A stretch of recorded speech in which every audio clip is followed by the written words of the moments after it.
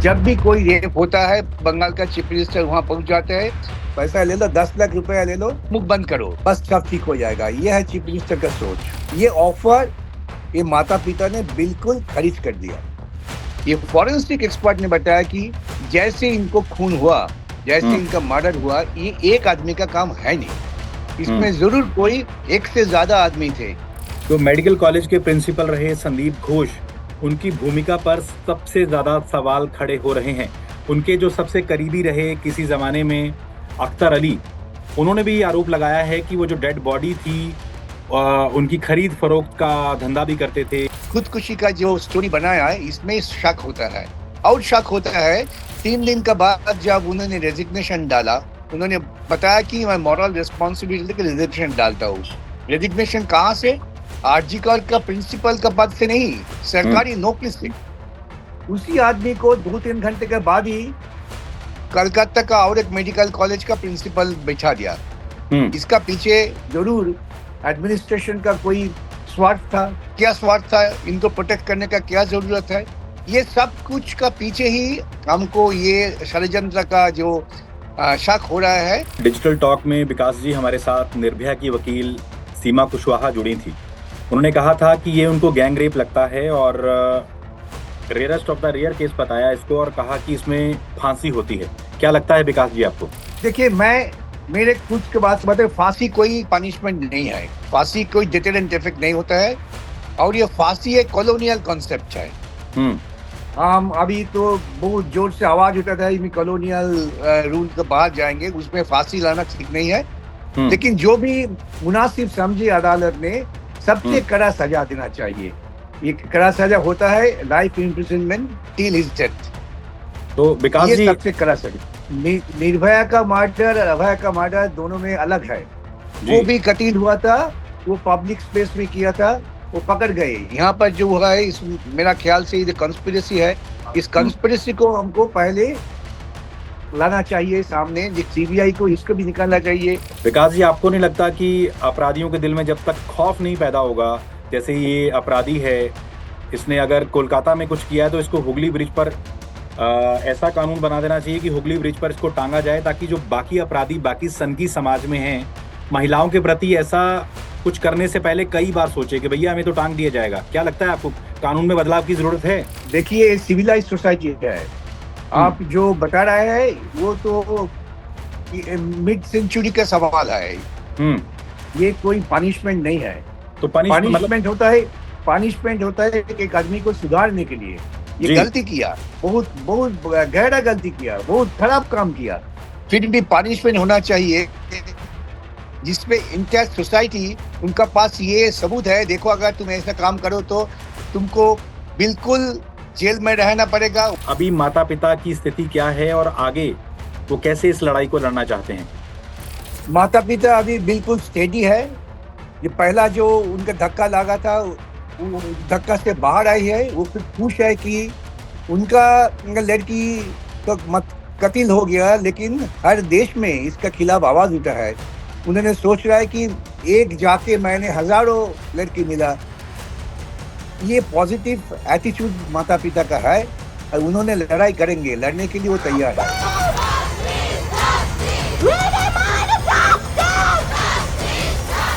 Times now नव भारत की digital talk में आपका स्वागत है। कोलकाता रेप केस के बाद पूरा देश दहल गया है।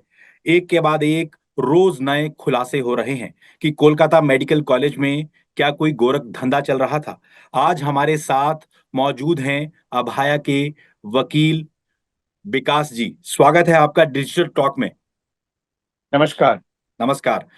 आपसे जानना चाहते हैं सर हम कि अभी इंसाफ कब तक मिलेगा अभाया को? इंसाफ कब तक मिलेगी ये बताना तो मेरे लिए मुश्किल है, क्योंकि जांच चल रहा है। जांच सीबीआई का कंट्रोल में है। जब सीबीआई उनका रिपोर्ट दाखिल करेंगे, उसके बाद ही पता चलेगा। अगले थर्सडे को, आगामी कल आने वाला काल में सुप्रीम कोर्ट को उनको रिपोर्ट देना पड़ेगा। उसके बाद 27 तारीख को हियरिंग होगा। 27 तारीख को फिर हम सुप्रीम कोर्ट जाएंगे। हियरिंग होने के बाद ही मुझे पता चलेगा कि सीबीआई कितना दूर प्रोग्रेस किया है, क्या क्या उन्होंने एविडेंस कलेक्ट किया है। इसी आधार पर तय होगा कब इंसाफ मिलेगा। तो अभी तक केस में क्या क्या हुआ है, कोर्ट में क्या क्या आपने सबूत जो है देखिए, बातचीत हुई है आपकी? कलकत्ता हाई कोर्ट ने कलकत्ता को पुलिस से इन्वेस्टिगेशन उन्होंने ट्रांसफर कर दिया सीबीआई के पास। सीबीआई जी। ट्रांसफर जांच कर रहे हैं। अभी ये मामला तो supreme court suo motu cognizance लेके वहां पर ले गए। सुप्रीम कोर्ट भी सीबीआई को रिपोर्ट दाखिल करने के लिए टाइम दिया है। वो रिपोर्ट आने का बाद ही कुछ पता चलेगा। अभी तो हम अंधेरे में हैं, क्या इन्वेस्टिगेशन हो रहा है, क्या क्या एविडेंस कलेक्शन हुआ है। लेकिन जो हम सुनते हैं आसपास से, मेरा ख्याल से इस खून की पीछे बहुत बड़ा षड्यंत्र है, सरकारी कानूनों का गड़बड़ी है, अस्पताल में बहुत सारे करप्शन है। ये हम्म। आधार पर शायद ये लड़की को हुआ था। ये सब कुछ धीरे धीरे इन्वेस्टिगेशन का नाते बाहर आना चाहिए, निकलना चाहिए। उसके बाद ही हम प्रोसीड कर सकते हैं। जो मेडिकल कॉलेज के प्रिंसिपल रहे संदीप घोष, उनकी भूमिका पर सबसे ज्यादा सवाल खड़े हो रहे हैं। उनके जो सबसे करीबी रहे किसी जमाने में, अख्तर अली, उन्होंने भी ये आरोप लगाया है कि वो जो डेड बॉडी थी, उनकी खरीद फरोख्त का धंधा भी करते थे, जो मानव अंगों की तस्करी करते थे। तो आपको क्या लगता है, ये आरोपों में काफी दम है? इस आरोप में ज्यादा दम है। अगर नहीं तो खामोश क्यों रहे प्रिंसिपल ऑफ द कॉलेज, जहां पर एक गवर्नमेंट डॉक्टर, वर्किंग डॉक्टर, जब वो काम कर रहे थे, शी वॉज ऑन ड्यूटी, उसी वक्त पर एक डॉक्टर को मौत हो गया। तो उनका तो पहला काम था जहाँ का पूछ कर जांच करना की हुआ। लेकिन उन्होंने कंफ्यूज करने के लिए ये बच्चे को बाप माँ को फोन के बताया कि ये सुइसाइडल केस है। क्यों भाई? आप भी एक डॉक्टर है, अपना आसपास जितना भी डॉक्टर होता है वो तो आंखों देखा हाल में बता सकते थे कि सुइसाइड नहीं है, ये है बिल्कुल मर्डर। हम्म। कि मर्डर आप सोच आने के बाद भी आपने ये खुदकुशी का जो स्टोरी बनाया है, इसमें शक होता है। और शक होता है 3 दिन का बाद जब उन्होंने रेजिग्नेशन डाला, उन्होंने बताया कि मैं मॉरल रिस्पॉन्सिबिलिटी के रेजिग्नेशन डालता हूँ। रेजिग्नेशन कहाँ से? आरजी कॉलेज का प्रिंसिपल का पद से नहीं, हम्म। सरकारी नौकरी से। उसी आदमी को 2-3 घंटे के बाद ही कलकत्ता का और एक मेडिकल कॉलेज का प्रिंसिपल बैठा दिया। हम्म। इसका पीछे जरूर एडमिनिस्ट्रेशन का कोई स्वार्थ था। क्या स्वार्थ था? इनको प्रोटेक्ट करने का क्या जरूरत है? ये सब कुछ का पीछे ही हमको ये षड्यंत्र का जो शक हो रहा है, इसको निपाटने के लिए सीबीआई को जांच हुआ है। अभी तो हमको इंतजार करना पड़ेगा सीबीआई क्या का एविडेंस कलेक्ट किया, क्या क्या एविडेंस कलेक्ट करना चाहिए था, क्यों नहीं किया। ये सब कुछ हम जरूर कोर्ट में लाएंगे, बहस करेंगे जब हम रिपोर्ट देखेंगे उसके बाद। कल डिजिटल टॉक में विकास जी हमारे साथ निर्भया की वकील सीमा कुशवाहा जुड़ी थी। उन्होंने कहा था कि ये उनको गैंग रेप लगता है, और rarest of the rare case बताया इसको, और कहा कि इसमें फांसी होती है। क्या लगता है विकास जी आपको? देखिए, मैं मेरे कुछ के बाद से बताए, फांसी कोई पनिशमेंट नहीं है, फांसी कोई डिटेरेंट इफेक्ट नहीं होता है। और ये फांसी एक कॉलोनियल कॉन्सेप्ट है। हम्म। हम अभी तो बहुत जोर से आवाज उठाता है कॉलोनियल रूल के बाहर जाएंगे, उसमें फांसी लाना ठीक नहीं है। हम्म। लेकिन जो भी मुनासिब समझी अदालत ने, सबसे हम्म। कड़ा सजा देना चाहिए। ये कड़ा सजा होता है life imprisonment till his death. तो विकास ये जी, सबसे कड़ा सजा। विकास जी आपको नहीं लगता कि अपराधियों के दिल में जब तक खौफ नहीं पैदा होगा, जैसे ये अपराधी है, इसने अगर कोलकाता में कुछ किया है तो इसको हुगली ब्रिज पर ऐसा कानून बना देना चाहिए कि हुगली ब्रिज पर इसको टांगा जाए, ताकि जो बाकी अपराधी बाकी सनकी समाज में हैं, महिलाओं के प्रति ऐसा कुछ करने से पहले कई बार सोचे कि भैया हमें तो टांग दिया जाएगा। क्या लगता है आपको, कानून में बदलाव की जरूरत है? देखिए, सिविलाइज सोसाइटी है। हम्म। आप जो बता रहे हैं वो तो मिड सेंचुरी का सवाल है। हम्म। ये कोई पनिशमेंट नहीं है। तो पनिशमेंट मतलब? पनिशमेंट होता है, पनिशमेंट होता है एक आदमी को सुधारने के लिए। ये जी। गलती किया, बहुत बहुत गहरा गलती किया, बहुत खराब काम किया, फिर भी पनिशमेंट होना चाहिए जिसमें इंटायर सोसाइटी, उनका पास ये सबूत है, देखो अगर तुम ऐसा काम करो तो तुमको बिल्कुल जेल में रहना पड़ेगा, वहां पर तुमको काम करना पड़ेगा। मेरा ख्याल से उनका रिगरस इम्प्रिजनमेंट होना चाहिए। इसी से हम्म। जितना पैसा मिलेगा, ये पैसा ये विक्टिम फैमिली को देना चाहिए, तब इनको पता चलेगा कि मेरा परिश्रम से विक्टिम फैमिली को मुझे पालना पड़ता है, ये होगा अच्छा पनिशमेंट। ये पूरा जिंदगी भर इनको करना पड़ेगा। मौत कोई पनिशमेंट नहीं है। In a civilised society, democratic society, death penalty is absolutely should be rejected. It should be thrown out from the statute book.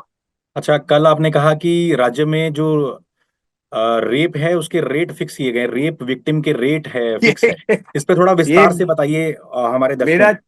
Bengal का चीफ मिनिस्टर का ये बात हुआ था। उन्होंने ऐसे सवाल कर रहे थे, जब भी कोई रेप होता है बंगाल का चीफ मिनिस्टर वहां पहुंच जाता है, पैसा ले लो चुप कर जाओ, पैसा ला लो मुख बंद करो, ये उनका तरीका था।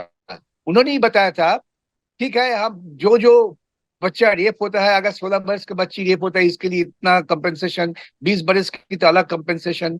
हम्म। ये जो सोच बंगाल में बंगाल का चीफ मिनिस्टर लाए थे, ये अनसिविलाइज था। इसका खिलाफ हम लड़ रहे हैं, इसका खिलाफ पॉलिटिकली लड़ रहे हैं, सोशली लड़ रहे हैं कि हम्म। Rape is an uncivilised act. Rape means violation of human rights. अगर इस नजर से आप देखें तो आप सुधर सकते हैं। पनिशमेंट का ये लक्ष्य होता है डिटरेंट इफेक्ट। ऐसा पनिशमेंट पिछले भी आदमी सोचेंगे भाई ये करने से पहले हम सोचो क्या करेंगे, लेकिन हमारा ह्यूमन सोसाइटी में तो डिटरेंट इफेक्ट अभी तक नहीं आया। अब कितना मर्डर में अब कितना डेथ पेनल्टी दिया है सोचिए। इस स्वाधीन स्वाधीन भारतवर्ष में कितना डेथ पेनल्टी हुआ, कोई कुछ काम कमी हुई है भाई? नहीं। Therefore death penalty has no deterrent effects, my personal opinion, but इस पर बहस भी हो सकता है। अच्छा, आप ये बताइए, परिवार के संपर्क में आप लगातार होंगे, लेडी डॉक्टर के परिवार के संपर्क में होंगे, तो क्या लगता है परिवार को, क्या ये एक शख्स का काम है या मल्टीपल, जैसे आप बता रहे हैं कि कई लोग इसमें शामिल हो सकते हैं? लेकिन ये जो पोस्टमार्टम रिपोर्ट देख के जो फॉरेंसिक एक्सपर्ट ने मुझे बताया, पोस्टमार्टम हम्म। रिपोर्ट तो ये चीज है, ये फॉरेंसिक एक्सपर्ट में बता सकते हैं उनको ओपिनियन। ये आप और हम्म। मैं खुद देख के कुछ नहीं बता सकते। ये फॉरेंसिक एक्सपर्ट ने बताया कि जैसे इनको खून हुआ, जैसे हम्म। इनका मर्डर हुआ, ये एक आदमी का काम है नहीं, हम्म। इसमें जरूर कोई एक से ज्यादा आदमी थे। हम्म। तो ये फॉरेंसिक एक्सपर्ट के ओपिनियन को लेकर ही हमको आगे बढ़ना पड़ेगा। हम्म। आप कोलकाता के मेयर भी रह चुके हैं, तो अभी आप सुप्रीम कोर्ट, हाई कोर्ट में वकालत भी करते हैं। क्या आपने कोलकाता में कोई इस तरह का बर्बर रेप देखा है इससे नहीं, पहले? इससे पहले इस अनप्रेसिडेंटेड। तो आपको लगता है इसमें सख्त सजा होनी चाहिए और सख्त सजा होना चाहिए, जांच ठीक से होना चाहिए। जांच होने के बाद पूरा बिल्कुल जांच का जो नतीजा ये पब्लिक करना चाहिए। इसको पब्लिक एजुकेशन के नाते यूज करना चाहिए। लेकिन विकास जी, इतना टाइम क्यों लग जाता? निर्भया को इंसाफ मिलने में 7 साल से ज्यादा ये समय लग ये गया था, तो अभया को ये कितना टाइम? जी। निर्भया का मर्डर और अभय का मर्डर दोनों में अलग है। जी। वो भी कतील हुआ था, वो पब्लिक स्पेस में किया था, वो पकड़ गए। यहाँ पर जो हुआ है इस मेरा ख्याल से ये कंस्पिरेसी है। इस हम्म। कंस्पिरेसी को हमको पहले लाना चाहिए सामने, ये क्या क्या कंस्पिरेसी हुआ था। सरकारी अस्पताल में सरकार का क्या रोल था, अस्पताल अथॉरिटीज का रोल था, बिल्कुल सब कुछ मिलाकर ये कॉम्प्लेक्स इन्वेस्टिगेशन है। आरोपी जो है इस केस में 4 शादी कर चुका है, और पुलिस फिर भी उसको मदद करने के लिए अपनी पुलिस चौकी में रखती है, पुलिस बूथ में रखती है। आ, आपको नहीं लगता ये कि? ये भी ये भी जी। इन्वेस्टिगेशन का अंदर रहना चाहिए। सीबीआई को इसको भी निकालना चाहिए। जी। ये जो आरोपी है इतना पावरफुल कैसे बने? हम्म। इसमें कोई पॉलिटिकल फोर्सेस है, कोई अदर फोर्सेस है, जैसे उनके तो पावरफुल बने, ये भी इन्वेस्टिगेशन का अंदर में आना चाहिए। तो आपको क्या लगता है कि अभया के लिए पूरे देश से जो है आवाज उठ रही है? दिल्ली हो, कोलकाता हो, मुंबई हो, भारत का कोई ऐसा शहर नहीं है यहाँ डॉक्टर, वकील, हर कोई अभया के लिए खड़ा है। क्या लगता है आपको, इंसाफ जल्द से जल्द मिलना चाहिए? और कैसे इंसाफ जल्दी मिल सकता है? क्या फास्ट ट्रैक कोर्ट इसका जरिया है या कुछ और कानून में बदलाव होने चाहिए? ऐसा केसेस तो फास्ट फास्ट ट्रैक कोर्ट में ही होता है, लेकिन सबसे बड़ा काम होना चाहिए, इसी rape is also a psychology. हम्म। हम पीपुल को एजुकेट करना चाहिए कि हमको तो सिखाया गया है ना, पुत्र से किया तो भज जा, मतलब औरत होता है ये आपको भोग के लिए, ये एक तरीके का दर्शन भी चालू है हमारा देश में। इसका खिलाफ आवाज उठाना चाहिए। औरत भी तुम्हारा आदमी की तरफ इक्वल है, इक्वल स्टेटस। दोनों को काम सोसाइटी में इक्वली है, दोनों को ईच वन रेस्पेक्ट करना चाहिए। हमको ये सिखाना चाहिए, रेस्पेक्ट करो। मूर्ति बना के पूजा करने से रेस्पेक्ट नहीं होता है। रेस्पेक्ट हर दिन, हर कदम, हर काज में, काम में होता है। ये फिलॉसफी हमको कल्चर करना चाहिए। अच्छा, बंगाल की मुख्यमंत्री महिला है और महिला के राज में ऐसा रेप हो जाना, आपको नहीं लगता उनकी इमेज को डेंट किया है इस केस ने? ये महिला हो या पुरुष हो, ऐसा रेप होने से जरूर जो एडमिनिस्ट्रेशन होता है उनका इमेज टेंट होता है। ये गलत सोच है। अगर महिला हो तो महिला का खिलाफ कोई दुष्कर्म नहीं होगा, ये भी गलत लेकिन सोच है। ममता जी तो खुद ही सड़कों पे उतरी हुई हैं, किसके खिलाफ उतरी हैं वो? किससे इंसाफ मांग रही हैं वो? तो ये उनका गलत, अरे गलत पैमाना है। वो इंसाफ मानने के आधार पर ये कंफ्यूजन क्रिएट करना चाहते हैं। तो आपको लगता है कि ममता बनर्जी का रोल इसमें संदेह के घेरे में है कि जिस तरीके से उन्होंने प्रिंसिपल का ट्रांसफर कर दिया और सबूत यस, एक तरह से कह रहे पुलिस ने जो नष्ट किए, जो आरोप लग रहे हैं पुलिस पर, अब सीबीआई पिक्चर में आई है। आपको क्या लग रहा है, पुलिस का जो रोल है वो संदेह के घेरे में है, उस राज्य सरकार को बचाने में लगी थी? यस, ये तो हमारा आरोप है। उसीलिए तो इन्वेस्टिगेशन सीबीआई को ट्रांसफर कर दिया हाई कोर्ट ने। हम्म। सीबीआई को इस एरिया में भी सीबीआई को ठीक ढंग से इन्वेस्टिगेशन करना चाहिए। क्यों एडमिनिस्ट्रेशन एक आदमी के ऊपर इतना भरोसा रखते थे? क्यों एक आदमी अगर चला जाए तो कि सरकारी अस्पताल का एडमिनिस्ट्रेशन हिला पड़ेगा? क्यों? ये भी सोचना चाहिए। चीफ मिनिस्टर, इनका पॉलिटिकल सपोर्ट इनका पीछे क्यों रहते, ये भी इन्वेस्टिगेशन का अंदर आना चाहिए।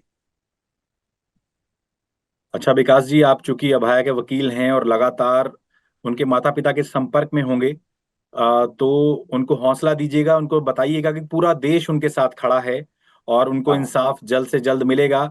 अभी माता पिता की स्थिति क्या है और आगे वो कैसे इस लड़ाई को लड़ना चाहते हैं?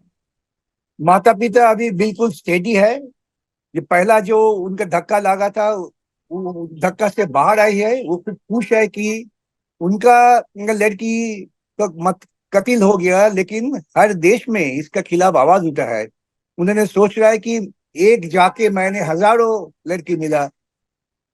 ये पॉजिटिव एटीट्यूड माता पिता का है, और उन्होंने लड़ाई करेंगे, लड़ने के लिए वो तैयार है। अच्छा, माता पिता, ये भी हमें पता लगा कहीं से कि माता पिता को जो राज्य सरकार है, पैसा पेश किया गया कि भैया आप पैसा ले लीजिए और भूल जाइए सब कुछ, वापस ले लीजिए केस, कुछ ऐसा हुआ था? राज्य सरकार के तरफ से चीफ मिनिस्टर जाके उनका घर पर बताया कि पैसा ले लो, 10 लाख रुपया ले लो, हम्म। उसका मेमोरियल बनाओ, बस सब ठीक हो जाएगा। ये है चीफ मिनिस्टर का सोच। 10 लाख में मेमोरियल? हाँ, बस ये बताया क्या, कुछ करो लड़की का नाम पर, अगर कोई मेमोरियल बनाओ, कुछ करो, हम वहां पे आपको 10 लाख रुपया दे देंगे। ये ऑफर ये माता पिता ने बिल्कुल खारिज कर दिया। जो टीएमसी के कुछ नेता हैं वो आप पर आरोप भी लगाते हैं कि आपका झुकाव लेफ्ट की तरफ है, तो इसीलिए आप ममता बनर्जी के खिलाफ जो है ये, मतलब एक तरह से ये केस लड़ रहे हैं। कितना आरोप सही है टीएमसी का? देखिए, केस लड़ने के लिए तो कुछ तो मटेरियल चाहिए, कुछ तो बेसिक मटेरियल होना, उसके बाद उसके आधार पर ही केस लड़ सकते हैं। अगर आप मुझे मटेरियल सप्लाई करते चाहोगे तो केस लड़ेंगे। ये अभया का जो कत्ल हुआ, इसमें सरकार का क्या रोल था? हम्म। सरकार क्यों नहीं उबल के आए पहले दिन से ही? हम्म। तो केस तो करना ही पड़ेगा। आप हम्म। नौकरी बाजार में बिकेंगे, केस तो करना ही पड़ेगा। आप राशन मटेरियल को घोटाला करेंगे, केस तो करना ही पड़ेगा। अगर आप घोटाला करें, आप दुष्कर्म करें, आप दुर्नीति करें, इसके खिलाफ लड़ना तो हर नागरिक का मौलिक दायित्व है। अगर इसी तरह के हालात बंगाल में बने रहे तो आपको लगता है कि राष्ट्रपति शासन लग सकता है? देखिए, इस बारे में मेरा अलग अलग का सोच है। हम्म। राष्ट्रपति शासन से कुछ नहीं सुधारेंगे, क्योंकि जहां पर भी राष्ट्रपति का पॉलिटिकल शासन चल रहा है, वहां पर भी मैंने देखा सिचुएशन, हालात ठीक नहीं है। सोच है, political thought, political feeling, political will, ये हम्म। लाना बहुत जरूरी है। अच्छा, निर्भया की वकील ने कहा है कि अगर चूंकि उन्होंने इंसाफ दिलाया है निर्भया को, अगर परिवार को या आपको कोई भी मदद उनकी चाहिए हो तो वो खुल के तैयार हैं कोलकाता आने के लिए। वो माता और पिता के संपर्क में हैं। तो आपको लगता है कि अगर कोई मदद करना चाहे अभया की आगे आकर, किस तरह से कर सकता है? ये तो जो मदद करना चाहेंगे वो बता सकते हैं, तो उनका ही काम है, ये मेरा काम नहीं है, मैं कुछ सजेशन नहीं दे सकता हूँ। तो अगर मदद करे तो हम खुला मन से ये मदद लेंगे, उनका माता पिता तैयार है मदद लेने के लिए, लेकिन मदद बिल्कुल अनकंडीशनल होना चाहिए। हम्म। तो विकास जी, आपको ये केस कैसे मिला? आपने खुद लिया या माता पिता आपके पास आए? नहीं नहीं, मैंने उनका सॉलिडारिटी के लिए गए थे, तब उन्होंने मुझे ये सौंपा है कि आप कुछ करो न्याय मिलाने के लिए, तब से केस हुआ।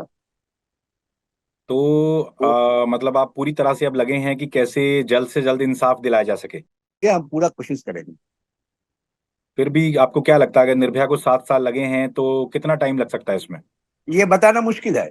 ये बिल्कुल ये डिपेंड करता है इन्वेस्टिगेशन कितना टाइम लगेगा, कोर्ट में प्रोसीडिंग्स कितना दिन चलेगा।